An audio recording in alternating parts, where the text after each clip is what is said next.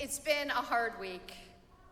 Let's face it, it's been a hard 630 days with everything going on in the world. Between war in Israel and rising tensions with Iran, even with a ceasefire, and 50 hostages still in Gaza. I can barely stand to watch the news or even read the headlines that pop up on my phone. I did read an article the other day written by Kobe Ohel, reflecting on Father's Day and how there was no celebration for him. His son had woken up to another day in a tunnel, chained, wounded, starving, and alone. How are we supposed to go on with this reality?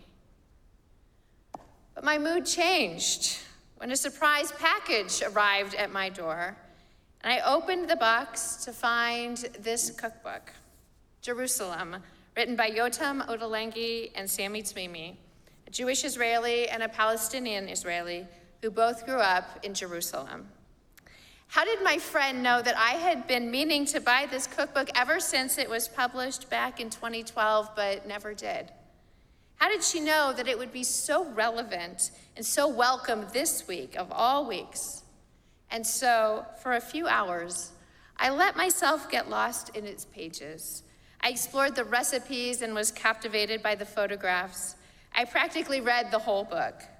I learned about the spices and the stories of the foods, their origins, local produce, and cuisine brought from other parts of the world, all the while by soaking up the history of the authors and the rich, complex story of the city, and completely immersing myself in Jerusalem in a different way.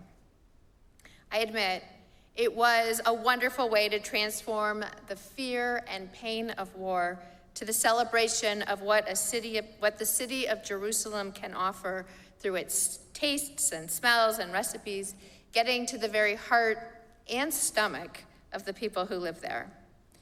And as I flipped through the recipes, I recalled my year in Israel back in 1995, when I would walk through Machane Yehuda, the Jewish market, on Friday mornings amid the hustle and bustle of shopkeepers and locals who were buying their produce and challah and ruglach for Shabbat. And how I also loved strolling through the Arab shuk, where I was introduced to spices like turmeric and coriander and za'atar that I had never tasted before. And I discovered that I really love Israeli food. As I'm sure you can imagine, my upbringing was standard Ashkenazi, so the foods of Jerusalem with their combination of flavors and spices were completely different, and I found it absolutely exhilarating. Food is a metaphor for the story of Jerusalem and how it brings people together from all around the world. How over the centuries the foods have melded and mingled and blended so that you really can't identify their origins or who they really belong to, as if it actually matters, but it kind of does. Ancient cartographers believed that Jerusalem was the center of the world, the meeting point between Europe, Africa, and Asia. Over the course of millennia, it has been the center of at least 3 major religious groups, Judaism, Christianity, and Islam, each claiming Jerusalem as their own. I was impressed how the cookbook was able to distill the history of the city down to just a few pages, with a solid overview of the who, what, when, where, why of Jerusalem, starting with its establishment by King David in approximately 1000 BCE, all the way up to today. And the authors ask, is there even such a thing as Jerusalem food? Consider the diversity of the Jerusalemite, from Greek Orthodox monks to Hasidic Jews from Eastern Europe, Jews from Tunisia, Morocco, Libya, Turkey, from France and Britain and the United States, Orthodox, Reform, secular, Palestinian Muslims, Palestinian Christians, non-Palestinian Muslims, Palestinian Muslims, Palestinian Christians, non-Palestinian Muslims and Christians, Jews from Ethiopia and South America. Every part of the world is represented. And certainly every culture has their own foods, but also, in the words of Yotam and Sami, everybody, absolutely everybody, uses chopped cucumber and tomatoes to create an Arab salad or an Israeli salad, depending on their point of view. And just like the history of Jerusalem, the foods of the city are complicated. The introduction of the book starts with the story of one of their favorite recipes, a simple couscous with tomato and onion, based on a dish that Sami's mother used to cook for him in East Jerusalem. And at the same time, in West Jerusalem, Yotam's dad was making a very similar dish made with small pasta-like balls called petitim, whose origin likely comes from the Jewish community in Libya, which was likely influenced by their Italian rule in the early 20th century. Are you confused? I had to read the page like 20 times. It's complicated and it's confusing and it's deeply personal and it is delicious. Each recipe in the book comes with a personalized story or a history lesson or an anecdote that makes it come alive so that you can almost taste it. It also reinforces one thing that we all know, that there is no better way to bring people together than with food. God forbid anyone goes hungry. So I want to share a few tidbits from the book with you so that tonight we too can experience Israel and Jerusalem in a different way, different from watching the news on its repeat cycle. It's a better way, a sweeter way, so that we can imagine the possibilities of what next year in Jerusalem could bring. So let's start with the quintessential Israeli food, hummus.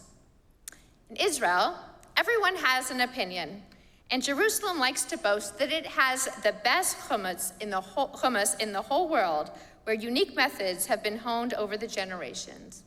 It is generally accepted that hummus came from Muslim Egypt, though one Jewish author is convinced that hummus dates all the way back to Abraham. In actual hummus wars, Jews and Arabs alike debate which hummusia, that's a hummus restaurant, has the best. The discussions are lively and argumentative and could go on for hours into the most minute detail over texture and temperature and spice. The debates are intense but fun, and Yotam and Sami have hope in hummus, saying, "It takes a giant leap of faith, and we are happy to take it, to imagine that hummus will eventually bring Jerusalemites together, if nothing else will." Now, in the recipe for fried cauliflower with tahini, which I cannot wait to make, our authors talk about the large platters of appetizers that are set out at the beginning of every meal. They say for Arabs and Jews alike, the idea of dining alone is abhorrent. Now, I'm quoting them, "Eating is a celebration, a feast. It's about breaking bread and about conviviality. It's about abundance and sharing. And no one is particularly fussy about decorum and good table manners. The meal is always destined to turn into a lively gorge with everyone sharing everything, happy to dig into one another's plates, to grab and move plates around until truly satisfied. It's not a particularly orderly or calm way to eat, but it certainly is a very happy one." And to me, that just sounds like a whole lot of fun, in the way that good friends and family would eat together, certainly not with a stranger. So does that mean that everyone becomes a friend when they sit at your table? Well, I think so. Back in the early days of my rabbinate, before za'atar was stocked at Trader Joe's or Babylon Market, I'd ask friends traveling to Israel to bring me back some. To me, its flavor evokes the essence of Jerusalem, and our cookbook authors agree as they devote more than a page to this single spice, explaining how the scent of za'atar encapsulates the soul of the city, both deeply rooted in Palestinian heritage and now a staple of Israeli cuisine as well. Traditionally, it's made from wild hyssop, sumac, sesame, and salt. And I imagine people going out into the wild and picking the hyssop out on their own and bringing it home and grinding it into the spice mix. And it reminds me of when I see people along Walnut Lake Road picking grape leaves in our own community. As pervasive as za'atar is in Israeli society, I was here that its story too was politicized. In 1977, the government classified hyssop as an endangered species and banned it from being picked in the wild. In the context of the Arab-Israeli conflict, this act was seen as a form of control over Arab culture. But today, the policies are more inclusive and no one is actually being arrested for making za'atar. At least we can be thankful for small gifts. I've always said that history in Israel is tangible, where you can literally touch the past in the stones and the ruins and the antiquities, and you can also just feel it in the air. The same is true of identity, culture, and community. Foods are powerful representations of who we are, where we've been and where we're going. And after this challenging week, I am holding on to the flavors and the stories and the hope that is grilled and baked and mixed into every page of this cookbook. So if Jews and Arabs can argue passionately over hummus and then sit down to a table to eat it, perhaps there's hope. And if za'atar, a predominantly Palestinian spice, can become a beloved spice in every Israeli kitchen, perhaps there is hope. And perhaps one day, we'll stop fighting over who owns what, whether recipes or land or history, and simply savor what we share. Perhaps we'll remember that we are brothers and sisters, that we are neighbors in this ancient and holy city, and aren't we commanded to love our neighbor? As Yotam and Sami remind us, food can cross boundaries.